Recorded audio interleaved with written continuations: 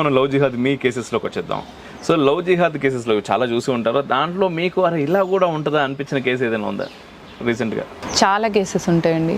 అసలు ఫ్రాంక్లీ ఆడపిల్లల్ని మనం కన్విన్స్ చేసి తీసుకురావచ్చు. ఓకే. ఆడపిల్లల విషయంలో ఏమైపోతుందంటే వాళ్ళు అప్పుడే యంగ్ అండ్ ఫ్రెష్ ఉంటారు కదా, వాళ్ళకి ఏమైపోతుందంటే వాళ్ళలో చాలాసార్లు వాళ్ళు ఆ ట్రాప్లో పడిపోతుంటారు. ఆ ట్రాప్లో పడినప్పుడు మోస్ట్ ఆఫ్ ద టైమ్స్ అమ్మాయిలు ఏమైపోతుందంటే వాళ్ళు డేట్స్ అట్లాంటివి చేసేంత ధైర్యానికి వెళ్ళరు, తక్కువ ఉంటాయి. ఎక్సెప్షనల్ కేసెస్లలో వెళ్ళిపోవడం ఉంటుంది. పెళ్ళైన వాళ్ళని కూడా ట్రాప్ చేసినప్పుడు ఏమైపోతుందంటే ఆ ట్రాప్లో లిమిట్ ఉండదు అనమాట, లిమిట్లెస్ ఉంటుంది. అట్లాంటప్పుడు వాళ్ళని తీసుకురావడం కష్టమవుతుంది. వాళ్ళని తీసుకొచ్చిన తర్వాత కన్విన్స్ చేసి మళ్ళీ వాళ్ళ ఫ్యామిలీతో కలపడం ఇంకా కష్టం అవుతుంది. ఈ టైంలో వాళ్ళు సింగిల్గా ఉండిపోతున్నారు అనమాట. ఇంకా పిల్లలు పాడైపోతున్నారు, పిల్లల ఫ్యూచర్ పాడైపోతుంది ఈ కేసెస్లో, ఇందాక చెప్పిన లాంటి కేసెస్. ఇంకా కొన్ని కేసెస్ ఎట్లుంటాయంటే మరి ప్రేక్షకులు వాటిని వేరేలా తీసుకుంటారేమో కానీ వాళ్ళు కొన్ని ఆయిల్స్ యూజ్ చేయడము, కొన్ని ఇలాంటి పర్ఫ్యూమ్స్ యూజ్ చేయడం వల్ల వాటిలో ఏదో శక్తి ద్వారా అంటే సమ్ క్రూకెడ్ థాట్స్తోని మంత్రించి వశీకరణం అని చెప్పడం, సమ్మోహనం అని చెప్పేసి అట్లాంటి ఆయిల్స్, అట్లాంటి పర్ఫ్యూమ్స్ యూజ్ చేసి వీళ్ళని ట్రాప్ చేయడం వల్ల వీళ్ళు ఏం చేస్తారంటే అట్లాంటి వాటితోని వాళ్ళ ఫ్యామిలీలో చేసుకోవడం వల్ల ఫ్యామిలీలో బాగుంటుంది, ఫ్యామిలీ మంచిగా ఉంటుంది, స్ట్రాంగ్ ఉంటుంది. బట్ బయట స్టిల్ ఇప్పటికి ఈ వశీకరణం ఇవన్నీ కూడా జరుగుతున్నాయి అంటారా? అంటే కొన్ని చోట్లయితే అంటే నేను చూశాను, నేను విన్నాను. గతంలో మనం ఏంటంటే దీంట్లో ఒక ఇంటర్వ్యూ చేసాం. ఏంటి అంటే ఒక ఎన్ఆర్ఐ అతను వచ్చాడు, బ్రెయిన్ కంట్రోలింగ్ టెక్నాలజీతో నా బ్రెయిన్ని ఆ ఎన్ఆర్ఐ అక్కడ యుఎస్ సైంటిస్టులు, యుఎస్ గవర్నమెంట్ నా బ్రెయిన్ హ్యాక్ చేస్తుంది అది అని చెప్పేసి అతనితో మనం ఒక ఇంటర్వ్యూ చేస్తాం. ఆ ఇంటర్వ్యూ చేసినప్పుడు చాలా రీచ్ వెళ్ళింది, చాలామంది చూశారు. చూడటంతో పాటు మన వాట్సాప్ నెంబర్ కింద ఉంటుంది కాబట్టి ఆ వాట్సాప్ నెంబర్కి అక్కడ యుఎస్లో యూనివర్సిటీలో చదివినటువంటి విద్యార్థులు కొంతమంది ఆ టెక్నాలజీ త్రూ మా బ్రెయిన్ కూడా కంట్రోల్ చేశారన్నా. సో మేము అక్కడ తట్టుకోలేక 3 years చదివాను, ఇంకో 2 years చదివితే అయిపోతుంది, బట్ నేను తట్టుకోలేక ఇండియాకి వచ్చేసాం, ఇప్పుడు నేను ఇక్కడే ఉంటున్నాను అని చెప్పి అలా సాఫ్ట్వేర్ ఇంజనీర్స్ కొంతమంది మెసేజ్ చేశారు. ఆల్ ఓవర్ ఇండియా నుంచి వచ్చాయి అట్లాంటి మెసేజ్లు మనకు. వాటితో పాటుగా కొంతమంది ఊర్లలో నుంచి ఇక్కడ హుజురాబాద్ దగ్గర నుంచి అని, అక్కడ నుంచి అని, ఇక్కడ నుంచి అని కొంతమంది మెసేజ్ చేశారు ఆడవాళ్ళు కూడా. మాకు ఇలాంటివి జరుగుతున్నాయండి, కానీ మాకు అమెరికా వాళ్ళు ఎవరు కాదు, మా ఇంటి పక్కన అతను ఒకళ్ళు చేపించారని చెప్పేసి ఒకళ్ళు అంటారు. మేము ఏది అనుకుంటున్నామో అదంతా తెలుస్తుంది అంటున్నారు, మాకు మీరు ఏదైనా చేయండి అని చాలామంది హెల్ప్ కూడా అడిగారు. సో ఆ టైంలో నేను చాలా రీసెర్చ్ చేశాను, ఏంట్రా ఇదంతా ఎంతవరకు ఉంటుంది. ఆ బ్రెయిన్ కంట్రోలింగ్ టెక్నాలజీ గురించి అయితే అతను 3 నెలలు మన ఆఫీస్ దగ్గర ఇంటర్వ్యూ కావాలి అంటే నేను 3 months నేను దానిపై రీసెర్చ్ చేసిన తర్వాత నిజంగానే వాస్తవంగానే ఉంది అని తెలుసుకున్న తర్వాత ఇంటర్వ్యూ చేశాను. ఎందుకంటే వన్స్ మన ఛానల్ త్రూ ఏదైనా మనం అయితే చెప్తున్నాము అంటే ఖచ్చితంగా అది నిజము అని నమ్మే వాళ్ళు చాలామంది ఉన్నారు. కాబట్టి ఏదో వ్యూస్ కోసం మనం తీసుకొచ్చేసి ఆయన కూర్చోబెట్టి ఇంటర్వ్యూ చేయడం కరెక్ట్ కాదు అనే అభిప్రాయంతో నేను రీసెర్చ్ చేసిన తర్వాత ఇంటర్వ్యూ చేశాను. సెకండ్ పార్ట్ కూడా చేయాలి అని చెప్పి ఆయన పాపం వారు చాలాసార్లు అడిగారు. మనకు ఇప్పుడు కష్టాల్లో ఉన్నాం, మన మానిటైజేషన్ కూడా లేదని చెప్పి డబ్బులు కూడా ఇస్తామన్నారు పాపం ఆయన. డబ్బులు ఇచ్చినప్పటికీ కూడా అది పూర్తిగా నేను విశ్వసించలేకపోతున్నానండి మీరు చెప్తున్నవి, సో నేను ప్రస్తుతం చేయలేను అని అతన్ని అవాయిడ్ చేస్తా ఉన్నాను. అదంతా సైన్స్ అంటున్నారు.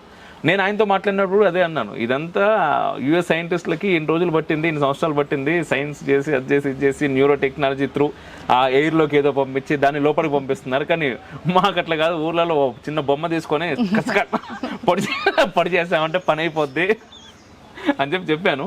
బట్ అది అంటే ఓవరాల్ కళ్ళ ముందు చూసినప్పుడు కొంతమంది అంటే సిద్ధులు ఉన్నారు, అవి ఉన్న వాళ్ళు ఉన్నారు. అంటే మన దగ్గరలో కనిపించకపోతుండొచ్చు, కొందరు కనిపిస్తుండొచ్చు, కనిపించినా మనకు తెలియకపోతుండొచ్చు. ఎందుకంటే దేవుడే ఉన్నాడా లేడా అని చెప్పేసి చాలా మంది అడుగుతున్నటువంటి రోజుల్లో మనం ఉన్నాం. హేతువాదులు ఉన్నారు, మనలో కూడా చాలా మందికి ఆ డౌట్ ఉంటుంది. నిజంగానే ఎక్కడో ఒక కష్టం రాగానే దేవుడు అంటే నాకు ఈ కష్టం వస్తుందా వాడు ఇమీడియట్గా అనేస్తాడు. ఆ మాట ఇంపాక్ట్ చాలా ఘోరంగా ఉంటుంది. బట్ ఆ కష్టం ఎందుకు వచ్చింది, గతం ఏంటి, దాని పూర్వజన్మ ఫలితం ఏంటి, కర్మ ఏంటి, వీటన్నిటి గురించి అది తెలుసుకోవడం చాలా పెద్ద విషయం. అండ్ మనం ఒక చిన్న ఇంజెక్షన్ ఇవ్వాలి అంటేనే మెడిసిన్ చదివి దాని తర్వాత స్పెషలైజేషన్ చేసి ఇంత చేస్తే అప్పుడు నువ్వు ఇంజెక్షన్ ఇచ్చే అర్హత నీకు వస్తుంది. అలాంటి దేవుణ్ణి నువ్వు చూడాలి అనుకుంటున్నప్పుడు ఎంత కర్మ చేస్తే ఆ శక్తి నీకు కనబడుతుంది. అది ఎన్ని జన్మల పుణ్యం అయి ఉంటుందో అదంతా తర్వాత సంగతి.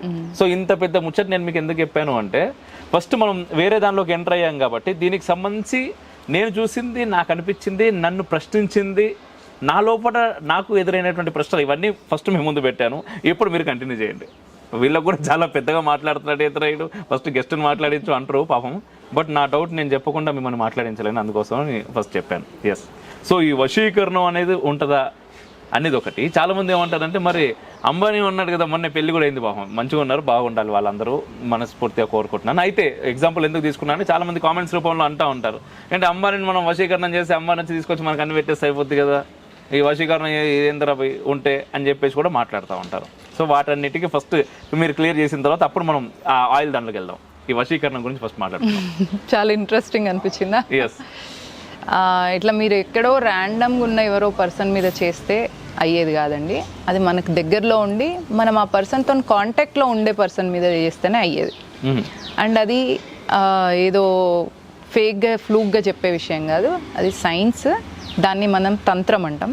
తంత్రం ఉంది, మంత్రం ఉంది, యంత్రం ఉంది, అన్నిటికీ శక్తి ఉంది. అవి చేసే పనులను మనం సిద్ధించుకోగలిగితే అద్భుతాలు చేయగలం, దుష్టశక్తికి కూడా వాడుకోగలం. రావణాసురుడు శివుడు భక్తుడు, కానీ అధర్మానికి వాడుకున్నాడు. రామయ్య కూడా రామలింగేశ్వరుడు, శివయ్యకి ఆరాధన చేస్తాడు, కానీ ధర్మబద్ధంగా ఉన్నారు.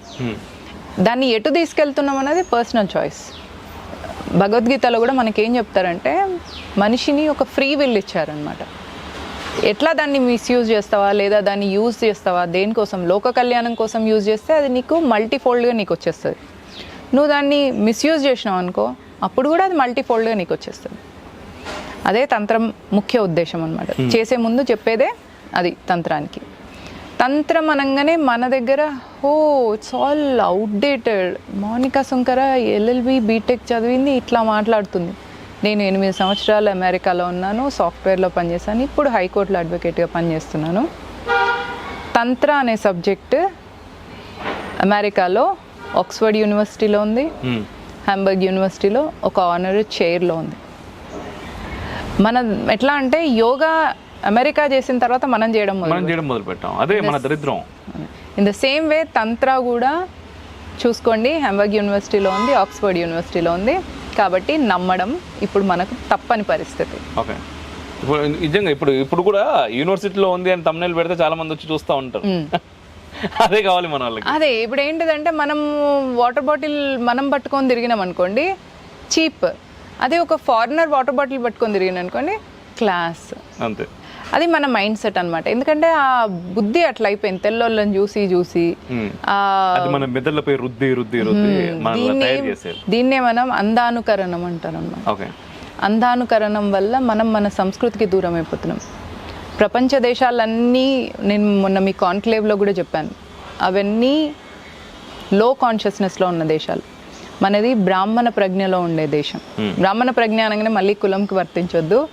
బ్రహ్మ జ్ఞానం, బ్రహ్మాండం అన్నీ కూడా మన క్షాత్రం గాంగ్లో వారు మాట్లాడినటువంటి ప్రసంగం ఉంటుంది, అది డిస్క్రిప్షన్ లో పెడతా, చూడండి, మీరు చూస్తే క్లియర్ గా దాని గురించి మొత్తం అర్థమైపోద్ది. సో బ్రాహ్మణ అనగానే ఆ పదం బ్రహ్మాండం, బ్రహ్మదేవుడు, ఈవెన్ బ్రహ్మచారి అంటారు ప్రతి అబ్బాయిని పెళ్లిగాను, అంటే బ్రహ్మతోని చరిస్తున్నాడు అని, అంటే ఆ జ్ఞానంతోని చరించే వ్యక్తిని బ్రహ్మచారి. సో దీనికి కులంతో సంబంధం లేదు. కాబట్టి మనది బ్రాహ్మణ దేశం. మన దేశంలో సరస్వతి ఉంది. మన దేశాన్ని లూటీ చేసి సంపదను తీసుకెళ్ళగలిగినని సరస్వతిని తీసుకెళ్ళలేకపోయింది. ఎందుకంటే అది మన డిఎన్ఏలో ఉంది. ఋషుల సంస్కృతి మనది, ఋషుల నుంచి వెళ్ళి ఋషుల వారసులం మనం. కాబట్టి మన డిఎన్ఏలో ఉంది. కాబట్టి తంత్రం ఉంది, మంత్రం ఉంది, యంత్రం ఉంది. మనము మన ఇంట్లో మన భార్యాభర్తల మధ్యలో ఒకవేళ ఏదైనా డిస్ప్యూట్ వస్తే దానికి మనం సొల్యూషన్ కోసం ఇట్లాంటి మంత్రాలని తంత్రాలని వాడుకోవడం పక్కన పెట్టి దాన్ని కూడా వదిలేసినాం మనం. కానీ వాళ్ళు వాళ్ళ ఫ్యామిలీలే కాకుండా మన ఫ్యామిలీస్ని డిస్ట్రాయ్ చేయడానికి కూడా వాడుతున్నారు తంత్రాన్ని. ఓకే. రిఫ్లెక్షన్ ఛానల్ మానిటైజేషన్ తీసివేయడం జరిగింది, అది మీ అందరికీ తెలుసు. బెట్టింగ్ యాప్స్ ప్రమోట్ చేస్తే ఒక్కో వీడియోకి లక్షల్లో డబ్బులు ఇస్తామని చెప్పినా కూడా ఏ రోజు మనం వాటి జోలికి పోలేదు. చివరికి శాటిలైట్ ఛానళ్లు కూడా సాహసం చేయలేని విధంగా అతిరథ మహారథులతో సనాతన క్షాత్రం అని 2 కాంక్లేవ్స్ చేసుకున్నాం. పాత బస్తీలోని దేవాలయాల్లో యజ్ఞాలు నిర్వహించినాం. ఫోన్లు చేసి చంపుతాము అని బెదిరించిన వాళ్ళు ఉన్నారు. ఇప్పుడు మీ అవసరం మాకు ఎంతో ఉంది. ఈ ఛానల్ని కాపాడుకోవాల్సిన బాధ్యత మీకు ఉంది అనుకుంటే మాత్రమే మీరు మాకు సహాయం చేయర్రి. మీ దగ్గర నుంచి నేను సహాయం కోరుకుంటున్నాను.